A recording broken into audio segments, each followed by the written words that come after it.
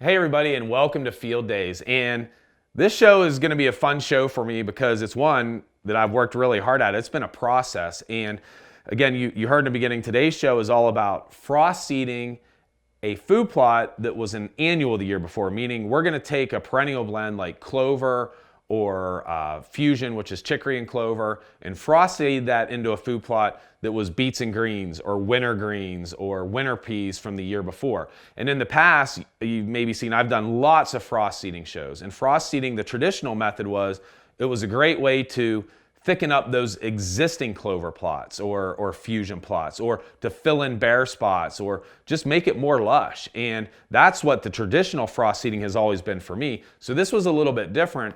And when I first approached Whitetail Institute about this, they were very apprehensive. And everybody needs to understand, Whitetail Institute wants everybody to be successful as much as they possibly can.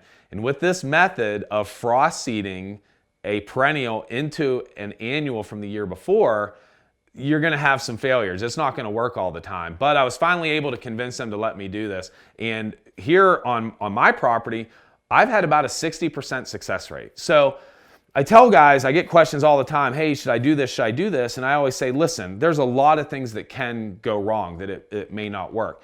But the awesome thing, and let's talk about what's awesome about frost seeding, is one, you're not going to have to disturb that soil. You know, all you're going to need is a bag spreader. You're going to spread the seed, and there's no soil disruption whatsoever. You're not going to have to worry about getting the equipment in there. We hear the big buzzwords out there about your soil health, and the less you can disturb it, the better. So for me to be able to go in and get a food plot established, and you're set to rotate that annual plot anyway. I never plant my annuals for more than 2 years anyway, so I need to plant it in a perennial. Well, why not get that sucker started in the spring with frost seeding, and instead of having to take the disc in and disc it up and do it. So again, I tell everybody is, if you're willing to possibly burn a bag of seed knowing that it may or may not work, it can really be worth the risk. And in today's show, we're going to show you some great success that we've had.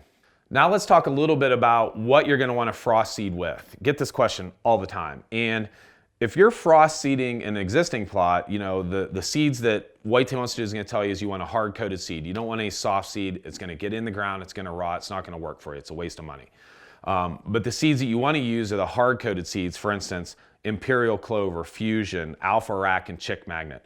For frost seeding an existing annual plot from the year before, I would highly recommend Imperial Clover and Fusion. Those are the two that we've had the most success with frost seeding. So that's what you want to stick to with any frost seeding. With frost seeding an existing annual plot, I would highly recommend the blends like Fusion, which is clover and chicory, or the Imperial Clover from Whitetail Institute.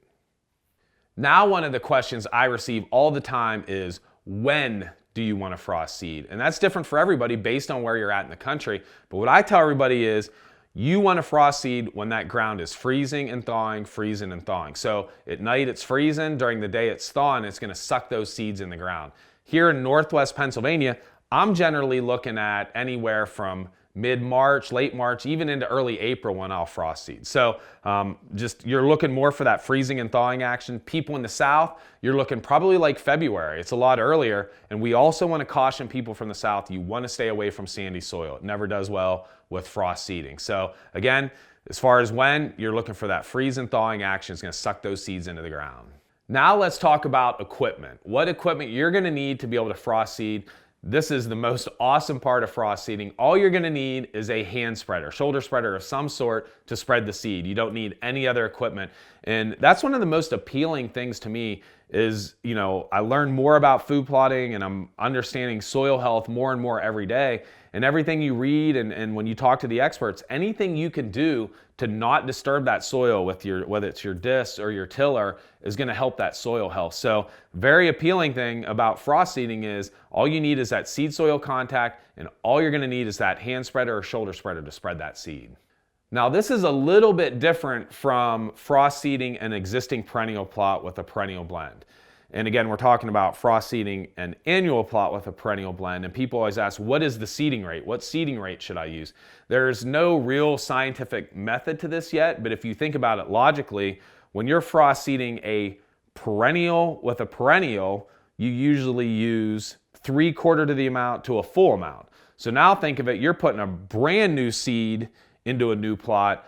I'm going to use at least the full amount that it requires for a new seeding to possibly a little bit more. So you're doing a new plot, you're putting that in, and your best chance of success is seeding it because your germination rate's probably not going to be quite as good. So I like to overseed it just a little bit. So again, there's no scientific method. You're going to have to play with this a little bit, but the success I've seen is going with a higher seeding rate than what you do for a new planting. Now, a question that I don't receive that often, that I should receive a lot more, is we're going to talk about soil samples. And I probably should have moved this up the list on what I'm talking about because it is vital. It's important even when you're frost seeding a perennial to perennial.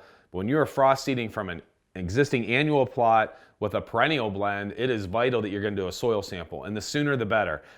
If you can get that lime, if you can soil sample that at the end of the year and get that lime in 4 or 5 months in advance, that's ideal. You're going to want to spread that fertilizer. I tell people, you don't usually want to spread that fertilizer when you do the seeding. I like to spread the fertilizer once we see that plot start to green up. It's going to give it that boost that you need. So don't forget, a lot of guys like, soil sample is not important. It is absolutely vital that you do that, and make sure that you do a soil sample as soon as you possibly can, because the lime's going to take a while to take effect and correct that pH that you need. The fertilizer, you're a little bit better off because you can spread that after the plot starts to green up. But again, soil samples, absolutely vital step to being successful.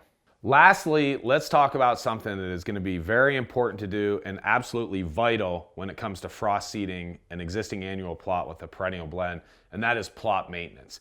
And I tell guys in the past, I've had many clover plots or fusion plots that I didn't necessarily have to hit with herbicides in spring, that they were mainly clover and fusion, and I could just manage those weeds with mowing.